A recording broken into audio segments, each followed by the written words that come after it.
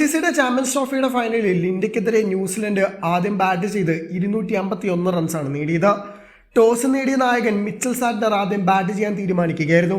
New Zealand നായകന്റെ തീരുമാനം ശരിവയ്ക്കുന്ന രീതിയിൽ മികച്ച തുടക്കമാണ് ലഭിച്ചത്.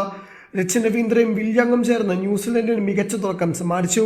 ഒന്നാം വിക്കറ്റിൽ 57 റൺസിന്റെ കൂട്ടുകെട്ടാണ് അവരുണ്ടാക്കിയത്. ഇന്ത്യയുടെ കണക്കുകൂട്ടലുകൾ തെറ്റിച്ച് ന്യൂസിലൻഡിന്റെ കൂറ്റൻ സ്കോറിലേക്ക് കുതിക്കവേ വരുൺ ചക്രവർത്തിയെ കൊണ്ടുവന്ന രോഹിത് ശർമ്മ കൂട്ടുകെട്ട് പൊളിച്ചു.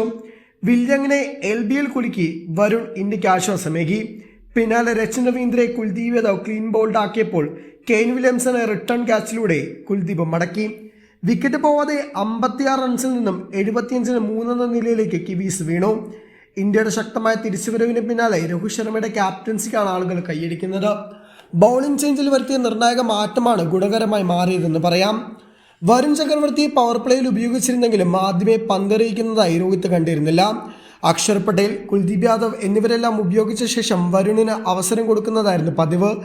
എന്നാൽ ഇത്തവണ വരുണിനാണ് രോഹിത് ആദ്യം പന്ത് നൽകിയത്. കുൽദീപ് പറഞ്ഞ ആദ്യ പന്ത് ബൈസായി പോയി 5 റൺസ് അങ്ങനെ വിട്ടുകൊടുത്ു. എങ്കിലും ന്യൂസിലൻഡിനെ സമ്മർദ്ദത്തിലാക്കാൻ ആദ്യ ഓവറിൽ തന്നെ വരുണ് സാധിച്ചു. 8ാം ഓവറിൽ പന്തെറിയാനെത്തിയ വരുൺ കൂട്ടുകെട്ട് പൊളിച്ചത് ഇന്ത്യക്ക് ആശ്വാസമായി. വില്യങ്ങിനെ LBWയിൽ കുരുക്കിയാണ് വരുൺ കൂട്ടുകെട്ട് തകർത്തത്.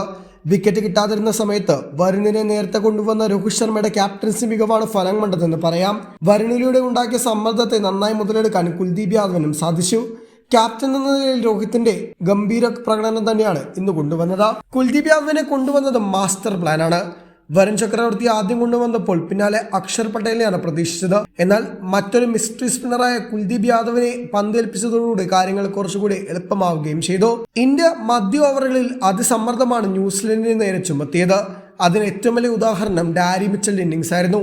101 പന്തുകൾ നേരിട്ടാണ് ഡാരി മിച്ചൽ 63 റൺസ് നേടിയത്. സാധാരണ അടിച്ചു തകർക്കാറുള്ള ഗ്ലെൻ ഫിലിപ്സിന് അതിസമ്മർദ്ദമേറി 52 പന്തെടുത്താണ് 34 റൺസ് താരം നേടിയത്. അതിസമ്മർദ്ദമായ ജഡേജയുടെ 10 ഓവറുകൾ നിർണായകമായി. 10 ഓവറുകളിൽ 30 റൺസ് മാത്രമാണ് ജഡേജ വിട്ടുകൊടുത്തത്. അക്ഷർ പട്ടേലാകട്ടെ 8 ഓവർ മാത്രം എറിഞ്ഞ് 29 റൺസും. കുൽദീപ് യാദവും പതിവ് പോലെ മികച്ച രീതിയിൽ പന്തെറിഞ്ഞു. ആകെ നിരാശ സമ്മാനിച്ചത് ഷമീം, ഹാർദിക് പാണ്ഡ്യയുമാണ്.